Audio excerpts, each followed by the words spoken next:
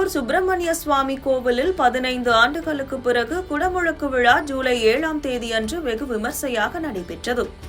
இவ்விழாவில் லட்சக்கணக்கான பக்தர்கள் கலந்து கொண்டு சாமி தரிசனம் செய்தனர். குடமுழுக்கு விழாவை தொடர்ந்து ஜூலை 8ஆம் தேதி அன்று கோவில் நிர்வாகம் சார்பில் 1 லட்சம் பக்தர்களுக்கு பிரசாத பை வழங்கும் பணி தொடங்கியது. கோவில் இணை ஆணையர் ஞானசேகரன் இத்திட்டத்தை தொடங்கி வைத்தார். இந்த பிரசாத பையில் புனித நீர் தீர்த்தம், பழனியிலிருந்து கொண்டு வரப்பட்ட மூலிகை விபூதி, திருச்செந்தூர் முருகன் புகைப்படம், குங்குமம், விபூதி மற்றும் ஒரு லட்டு ஆகியவை அடங்கியிருந்தன.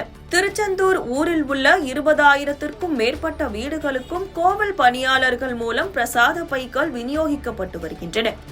15 ஆண்டுகளுக்கு பிறகு நடைபெற்ற இந்த குடமுழுக்கு விழாவை முன்னிட்டு பிரசாத பைகள் வழங்கப்படுவது பக்தர்கள் மற்றும் திருச்செந்தூர் பகுதி மக்களிடையே பெரும் மகிழ்ச்சியை ஏற்படுத்தியுள்ளது.